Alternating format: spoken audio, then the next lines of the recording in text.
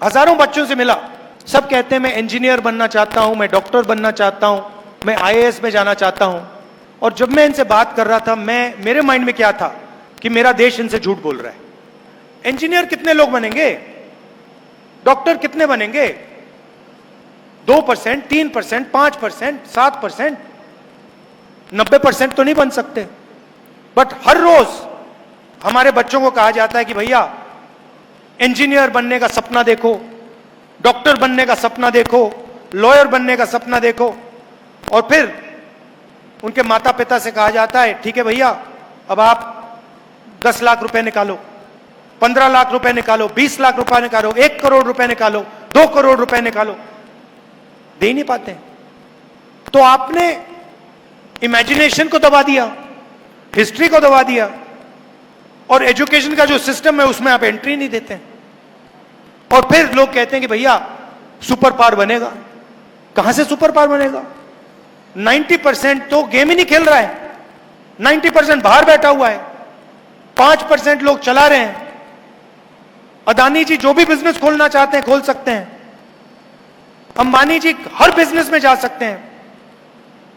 मगर अगर ये कुम्हार जी जो मूर्ति बनाते हैं, अगर इन्होंने सपना देखना शुरू कर दिया कि भाई मैं दूसरे तरीके से मूर्ति बनाना चाहता हूं, मुझे थोड़ी फंडिंग की जरूरत है, 15 मिनट में पता लग जाएगा रास्ता बंद है। और एक तरफ से बंद नहीं है। मैंने पार्लियामेंट में बोला था, मैंने चक्रव्यूह की बात की थी और बड़ी इंटरेस्टिंग बात निकली। चक्रव्यूह का दूसरा नाम पद्मव्यूह है, मतलब वो लोटस फॉर्मेशन है। अभिमन्यु को लोटस फॉर्मेशन ने मारा था। नॉर्मली उसको चक्रव्यूह कहा जाता है, वो पद्मव्यूह है, पद्म लोटस के शेप में है। और उसको भी 6 लोग चलाते थे। आज भी वही चक्रव्यूह है, पद्मव्यूह है, उसी को 6 लोग चला रहे हैं। और जो भी रास्ते थे, 90% के जो भी रास्ते थे, एक के बाद एक सिस्टमैटिकली बंद किए जा रहे हैं। हिस्ट्री बदली जा रही है। आप अगर आज किसी आरएसएस के वाइस चांसलर से पूछो भाई हिंदुस्तान में अनटचेबिलिटी जैसी चीज थी, वो आपको कहेगा कभी नहीं थी। रोहित वेमुला कुछ भी कह ले, उसके खिलाफ डिस्क्रिमिनेशन हुई नहीं। तो एजुकेशन का रास्ता बंद, इंडस्ट्री का रास्ता बंद। इंडस्ट्री में देख लीजिए 250 सबसे बड़े बिजनेसमैन निकाल लीजिए, लिस्ट निकाल लीजिए, और मुझे बताइए उस लिस्ट में दलित कौन है, आदिवासी कौन है, पिछड़ा कौन है? एक भी नहीं। मैंने चेक किया, एक नहीं है उसमें। मैनेजमेंट टीम की लिस्ट निकालिए, अदानी, अंबानी, इन सब कंपनीज की मैनेजमेंट लिस्ट निकालिए। सीईओ को छोड़ दीजिए, ओनरशिप छोड़ दीजिए, मैनेजर्स निकालिए और मुझे दिखाइए सीनियर मैनेजमेंट में जिनकी मतलब 1 करोड़, 2 करोड़, 50 लाख, 15 लाख वाली सैलरीज होती हैं, उसमें मुझे नाम दिखा दीजिए। एक नाम दलित का दिखा दीजिए, एक आदिवासी का दिखा दीजिए, एक पिछड़े वर्ग के व्यक्ति का दिखा दीजिए। नहीं मिलेगा। मीडिया की बात की मैंने, इनसे पूछिए, इनके मालिकों की लिस्ट निकालिए, 90% में से इनको एक नहीं, आपको एक नहीं मिलेगा। और फिर 24 घंटा मीडिया में ग्रोथ की बात होती है, प्रोग्रेस की बात होती है, सुपर पावर बनने की बात होती है, और 90% है ही नहीं कहीं। हाईकोर्ट देख लीजिए, जुडिशरी देख लीजिए, इंडस्ट्री देख लीजिए, इंटेलिजेंस एजेंसी देख लीजिए। अच्छा, मैंने लिस्ट निकाली आरएसएस के जो नॉमिनेटेड लोग हैं,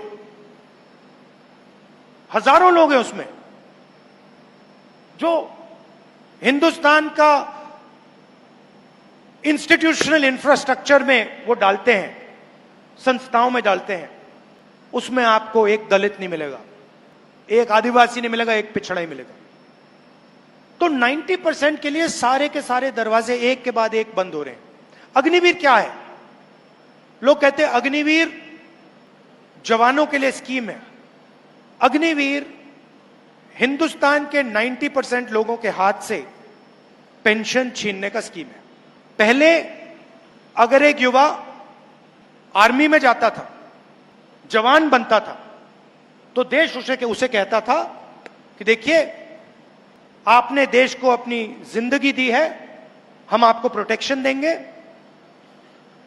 हम आपको पेंशन देंगे, कैंटीन देंगे, और अगर आपको कुछ हुआ, अगर आप शहीद हुए, तो हम आपको कॉम्पेंसेशन और शहीद का दर्जा देंगे। यह कमिटमेंट था हिंदुस्तान की सरकार का, और उसमें ज्यादा से ज्यादा 90% लोग हैं। अग्निवीर किया, नाम बहुत सुंदर दिया, अग्निवीर, मगर अग्निवीर की सच्चाई क्या है? आपने हिंदुस्तान के जवान से पेंशन छीन ली, शहीद का दर्जा छीन लिया, कॉम्पेंसेशन छीन ली, कैंटीन छीन ली और रिस्पेक्ट छीन ली। और आप सोचते हो कि उसको पता नहीं लगेगा, आप सोचते हो कि उसमें इतनी भी अकल नहीं है कि वो ये बात को समझ जाए। आप जाइए रिक्रूटमेंट सेंटर में, जाइए, सब खाली पड़े हुए हैं, कोई जाना नहीं चाहता। क्यों जाए? दो तरीके के आपने जवान बना दिए हैं। एक को आप पेंशन दे रहे हो, शहीद का दर्जा दे रहे हो, रिस्पेक्ट दे रहे हो, और उसी के साथ दूसरा जवान खड़ा है, उसका आपने नाम बदल दिया, उसको आपने अग्निवीर कह दिया, उसकी आपने पेंशन छीन ली, उसकी रिस्पेक्ट छीन ली, उसकी कैंटीन छीन ली, शहीद का दर्जा छीन लिया, कॉम्पेंसेशन छीन लिया, और आप हिंदुस्तान को कह रहे हो देखो भैया हम बड़े देशभक्त हैं। तो अब सवाल उठता है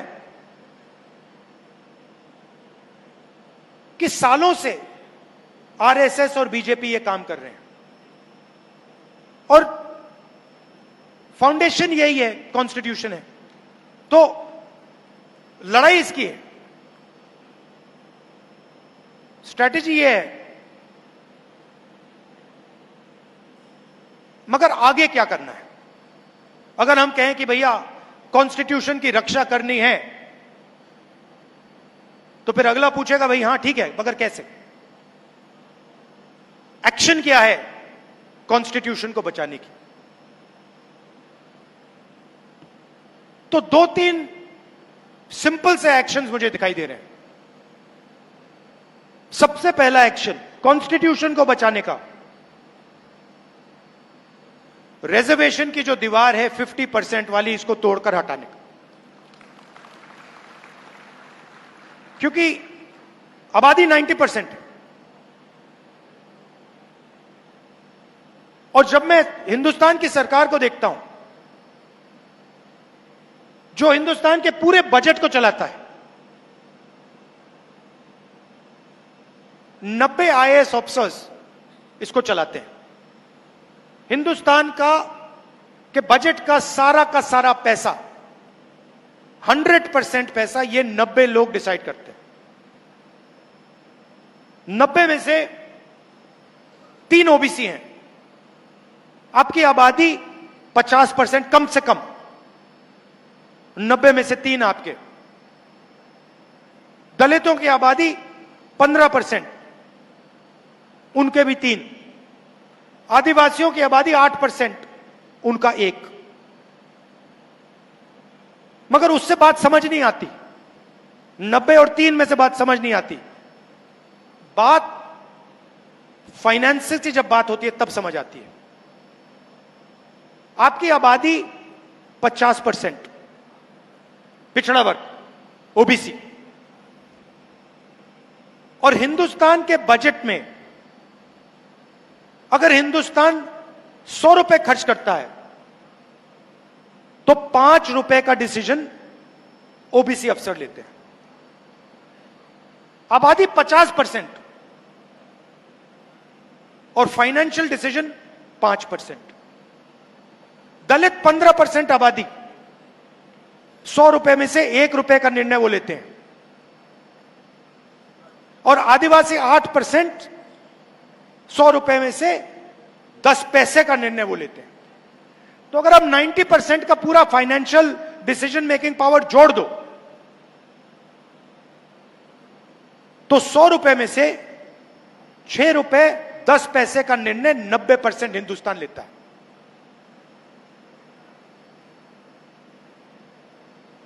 ₹6 10 पैसे 100 रुपए में से 90% डिसाइड करता है। तो दो चीजें तो बिल्कुल साफ है, और मैंने पार्लियामेंट में कह दी है, और वो शुरुआत है। पहला कदम ये जो बैरियर है 50% का, इसको कांग्रेस पार्टी और इंडिया गठबंधन लोकसभा राज्यसभा में बदलेगा। और हम मतलब ऐसे वायदे नहीं करते हैं, आप जानते हो, जब हम कुछ कहते हैं हम करके दिखाते हैं। यह हमारा रेप्यूटेशन है। हमने कहा कन्याकुमारी से शुरू होगी, कश्मीर में बंद होगा, खत्म होगी। कन्याकुमारी से कश्मीर गए। तो पहला स्टेप, ये जो फॉल्स सीलिंग, आर्टिफिशियल सीलिंग लगा रखी है, इसको हटाना है। और दूसरा स्टेप, जिसको मैं क्रांतिकारी स्टेप कहता हूं, जाति जनगणना, कि यह पता लगाना है कि इस देश में पिछड़े वर्ग के लोग कितने हैं। आज कोई नहीं जानता। मैं कह रहा हूं 50% है, मगर लीगली कोई नहीं जानता। अगर आप मेरे पास आए और आपने कहा नहीं 10% है, तो लीगली आप भी सही हो, मैं भी सही हूं। जाति जनगणना के बाद आप मुझे कह नहीं पाओगे कि भैया आप 10% हो। मैं कहूंगा नहीं भैया 10 नहीं है, 50 है। दूसरी बात, जब हम जाति जनगणना की बात करते हैं, हम सिर्फ कास्ट सेंसस की बात नहीं करते हैं, हम इसमें दो और चीजें जोड़ना चाहते हैं। सबसे पहले, किसकी कितनी आबादी। दूसरा, इन अलग अलग वर्गों का हिंदुस्तान के फाइनेंशियल सिस्टम में कितनी पकड़ है, इनके हाथ में कितना धन है, दलितों के हाथ में कितना धन है, आदिवासियों के हाथ में कितना धन है, पिछड़ों के हाथ में कितना धन है। Socio economic survey. और उसके बाद जो मैं सोचता हूं उससे भी जरूरी, हिंदुस्तान की संस्थाओं में इन लोगों की कितनी पकड़ है। जुडिशियल सिस्टम में आदिवासी कितने हैं, दलित कितने हैं, पिछड़े कितने हैं, किस लेवल पे हैं।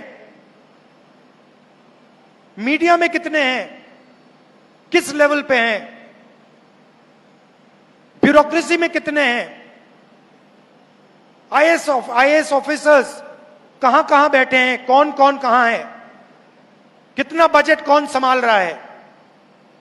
एक प्रकार से जैसे जब किसी को चोट लगती है, हम कहते हैं भैया जाओ एक्सरे कराओ। अगर आपको चोट लगे और डॉक्टर ने कहा कि भैया एक्सरे कराओ, आप कभी मना करोगे? नहीं करोगे ना, कहोगे चोट लगी है, एक्सरे करानी है। तो जाति जनगणना एक्सरे है हिंदुस्तान का। हम उसके बारे में अभी कुछ कह नहीं रहे। हम पहले एक्सरे लेना चाहते हैं। हम जानते हैं कि चोट लगी है, हमें नहीं मालूम कि कॉम्पाउंड फ्रैक्चर है, नॉर्मल फ्रैक्चर है, क्या है। हम जाति जनगणना इसलिए करना चाहते हैं, हम पता लगाना चाहते हैं कि एग्जैक्टली हो क्या रहा है। हमें पता लग रहा है कि दर्द है, वो दिख रहा है सबको। हम ये पता लगाना चाहते हैं कि इसका कारण क्या है। अब जैसे ही मैं जाति जनगणना की बात करता हूं, वैसे ही आरएसएस के लोग, बीजेपी के लोग सारे के सारे कहते हैं जाति जनगणना नहीं होना चाहिए। और मैं आपसे पूछना चाहता हूं, एक्सरे करवाने में क्या प्रॉब्लम है? सच्चाई निकालने में क्या प्रॉब्लम है आपको?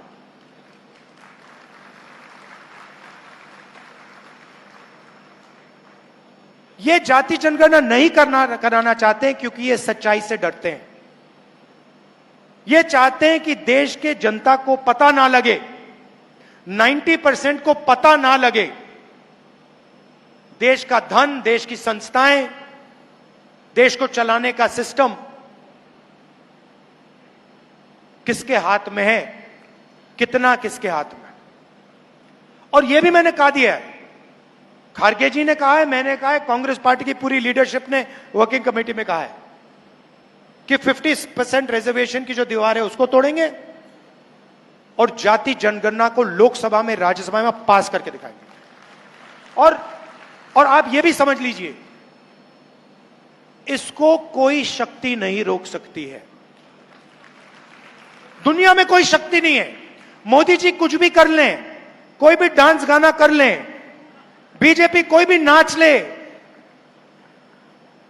आरएसएस कुछ भी कर ले, आप देखना, लिख के ले लो, जाति जनगणना हिंदुस्तान की लोकसभा और राज्यसभा में पास होगा और कानून बनेगा। और सच्ची राजनीति, 90% की जो राजनीति है, इन 2 कदमों के बाद शुरू होगी। क्योंकि फिर हमें 21वीं सदी है, डेटा के बिना, इंफॉर्मेशन के बिना कुछ होता नहीं है। जाति जनगणना के बाद सारा का सारा इंफॉर्मेशन, डेटा हमारे हाथ में होगा। तो यह मैं आपसे कहना चाहता था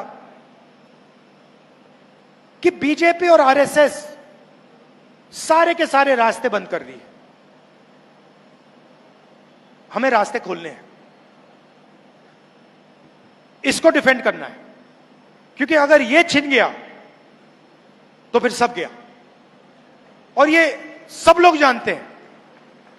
आपने देखा होगा, देखिए, आपने देखा होगा, पहले नरेंद्र मोदी जी 400 पार कह रहे थे, याद है आपको?